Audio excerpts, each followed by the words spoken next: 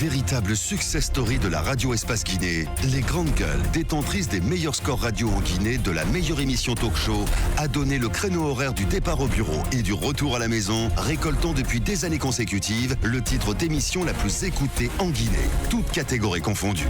Un grand total de plus de 5 millions d'auditeurs ont été fidèles au talk show Les GG, diffusé jour après jour sur toutes les stations du réseau Adafo Média de 9h à 10h30, un exploit qui restera longtemps dans les annales de la bande FM en Guinée. Bien, nous avons le maire de Labé en direct. Les Grandes Gueules. Monsieur Mamadou Aliou Lali Diallo, bonjour. Bonjour. Bienvenue dans les Grandes Gueules. La mission de la mobilisation pour la réception du chef de l'État, c'est à vous que cette mission a été confiée. Alors, comment vous la menez? Est-ce que on peut dire mission possible ou impossible? Bon, mission possible parce que c'est le président de la République qui arrive à Labé. C'est la commune de Labé qui le reçoit, dont le maire. Donc, c'est une mission possible. Nous recevons le président de la République. Oui, mais vous, avec cette venue du président de la République sur un territoire qui n'est pas du tout conquis, qui est un fief, un bastion de l'UFDG, est-ce que vous ne vous êtes pas senti gêné aux entournures en menant cette mission de mobilisation? Vous n'êtes-vous pas dans une position inconfortable, on va dire? Pas du tout, parce que dans la mesure où le président de la République ne vient pas pour conquérir Labé, ça, c'est pas une question politique, il vient juste pour poser des actions de développement.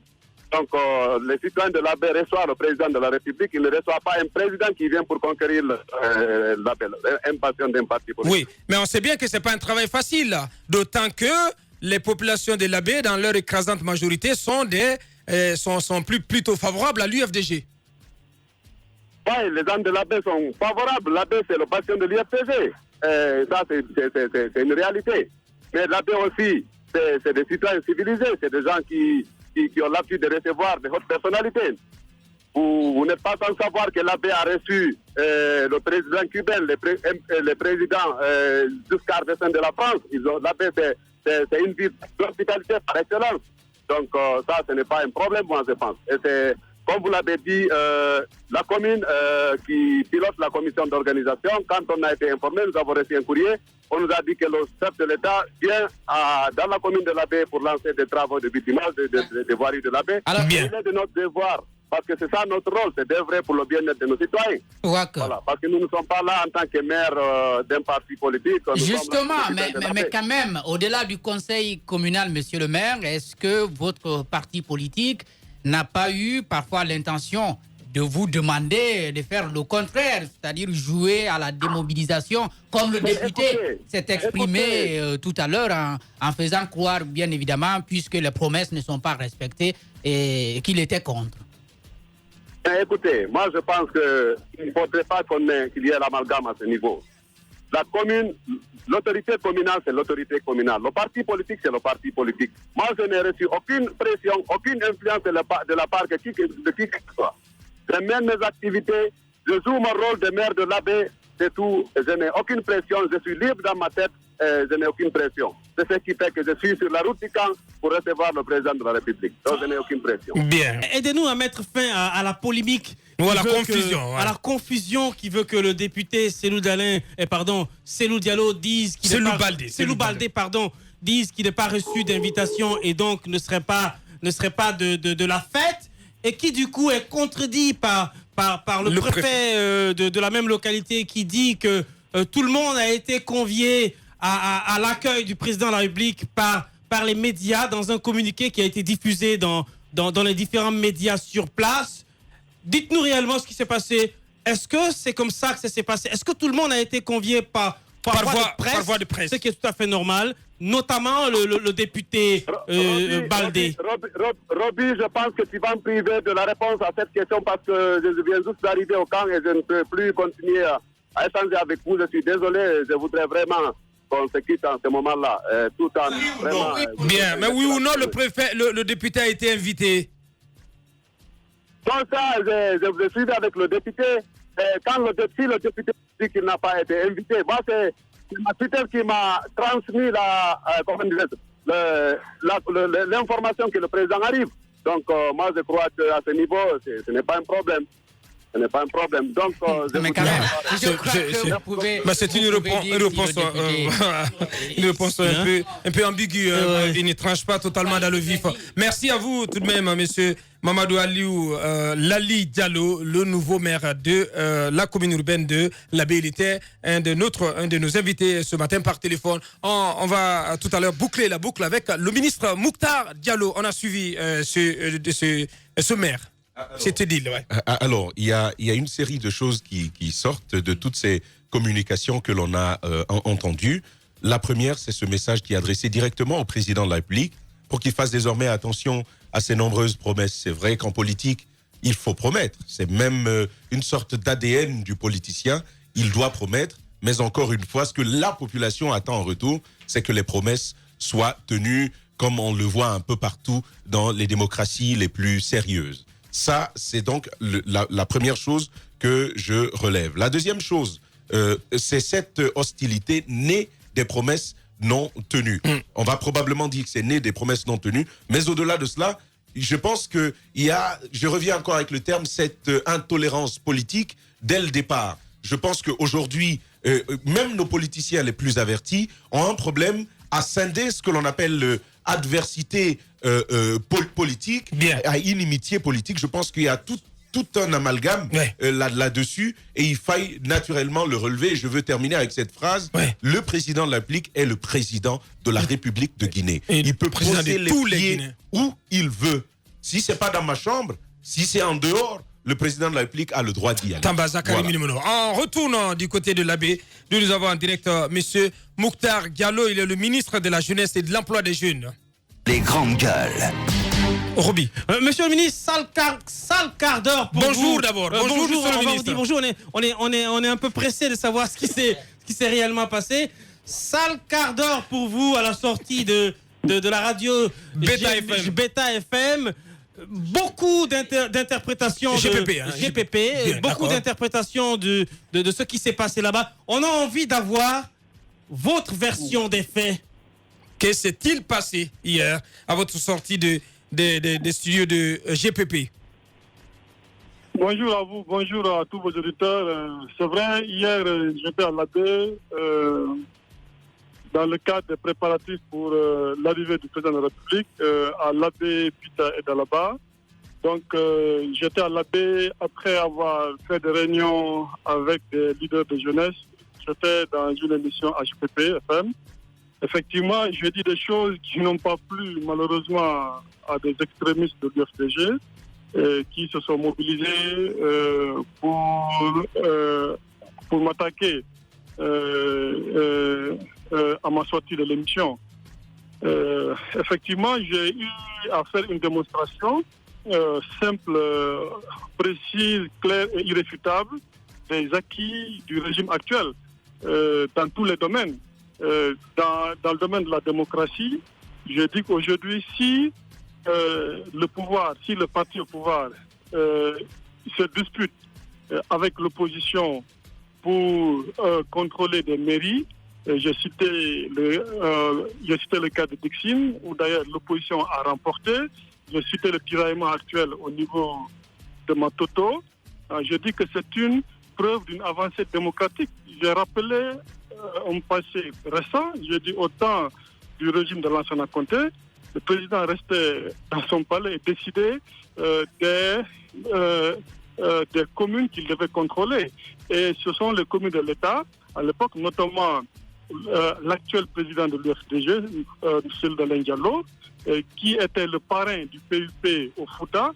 C'est lui qui venait à l'Abbé dans son salon et transformait les résultats électoraux pour retirer les partis dirigés à l'époque par M. Siraju, par M. Baoumadou, justement, leur victoire à l'Abbé à Pita.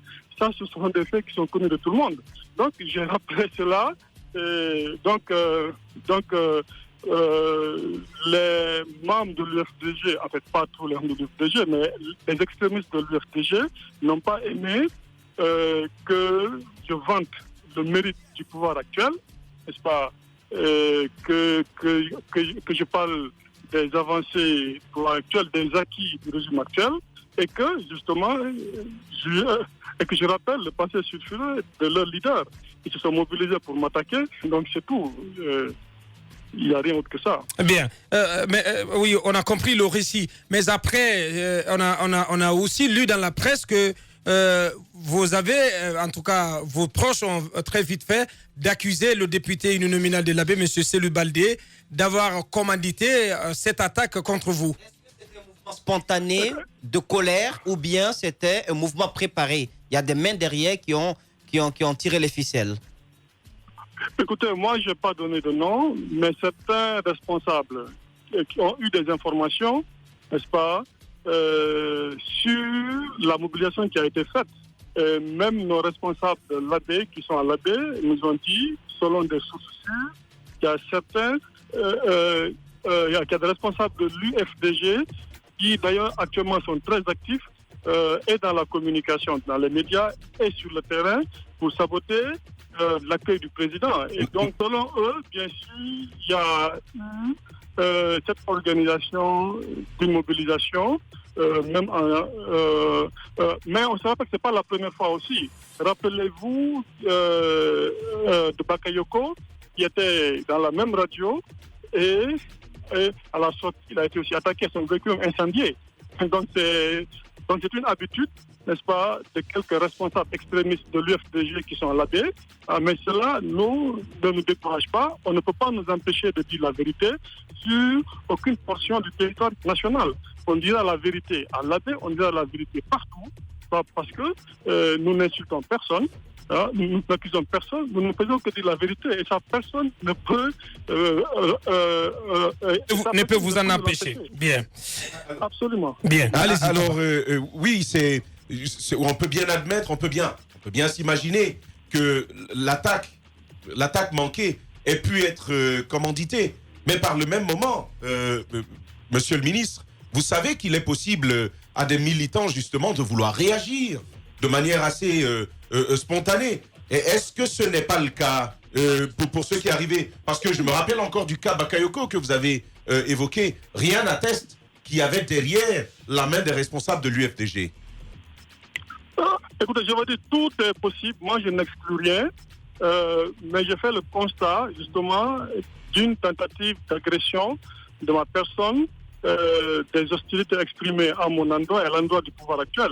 Maintenant, ça peut être spontané ou organisé selon des sources, justement, qui sont détenues par quelques responsables de NFT, notamment à l'AB, qui connaissent bien le terrain, qui connaissent la réalité, qui connaissent ce qui se passe. Selon eux, justement, il y a quelques responsables de l'UFDG qui sont activés dans ce sens.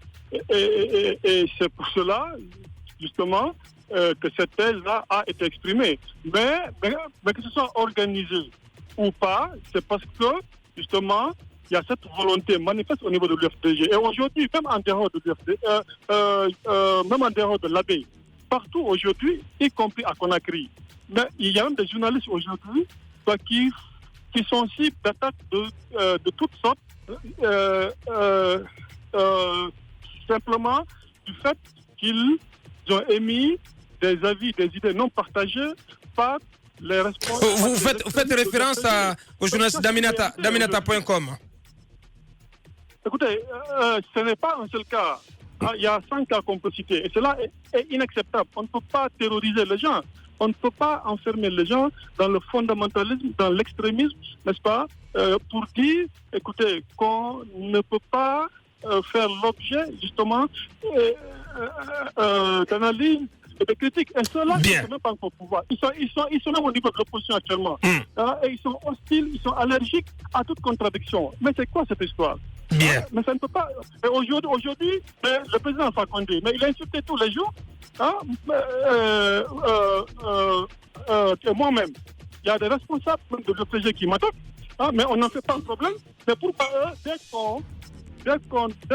qu'on dit la vérité les concernant, n'est-ce pas, ils s'érigent, n'est-ce pas, ou bien ils se mobilisent, ou bien ils se lancent dans la violence. On est écouté, ou on est dans une république, ou on ne l'est pas, cela est inacceptable. En ce qui nous concerne, NFT, nous n'insultons personne. Oui. nous n'accusons personne, ce n'est pas de notre culture. Mais nous disons la vérité, nous allons continuer le combat pour que la démocratie soit une réalité sur l'ensemble du territoire national. Bien, allez-y, Roby. On n'est pas contre quelqu'un, on est pour la Guinée. Monsieur le ministre, pour rappeler un peu l'histoire, vous étiez dans le même habitacle que le président de l'UFDG dans l'opposition. Finalement, vous êtes retrouvés, vous avez changé de camp, de veste, vous êtes revenu du côté de la mouvance présidentielle. Est-ce qu'on peut dire que cet acte était prémonitoire? Est-ce qu'on vous attendait au tournant? Est-ce que ce sont vos propos seulement qui ont fait foi à ce acte, ou alors vous étiez... Votre divorce avec un Cellule d'Alain. Vous étiez quelqu'un qui était attendu au carrefour, on vous guettait il y a longtemps? Parce qu'il semblerait qu'on a utilisé des mots comme traite, etc. Est-ce que c'est avéré qu'on a utilisé des mots comme traite, et dans quel contexte ces mots ont été utilisés?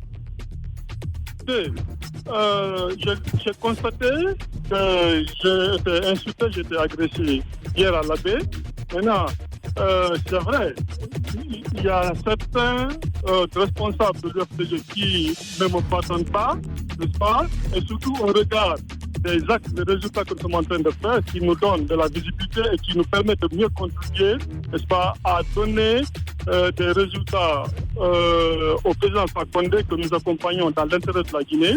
Et ça, c'est un fait. Mais deuxièmement, même en dehors de cela, il y a certains qui n'étaient pas avant dans l'opposition, encore moins avec l'UFDG, et aujourd'hui qui font l'objet, n'est-ce pas, de toute sorte d'animosité, n'est-ce pas, de la part de l'UFDG. Donc, ce que je veux dire, c'est qu'on constate qu'aujourd'hui, l'UFDG devient un parti fondamentaliste, un parti agressif, un parti qui se donne tous les droits, n'est-ce pas? Et comme si nous sommes dans la jungle, ils ne sont même pas encore au pouvoir, ils font preuve d'autoritarisme, n'est-ce pas? Bien. Ils n'acceptent pas la contradiction, cela est inacceptable. Bien, cela est inacceptable. Les mots très forts du ministre Mokhtar Diallo, en direct de Pita. On imagine qu'il est à Pita, où il est donc chef de file de la mobilisation.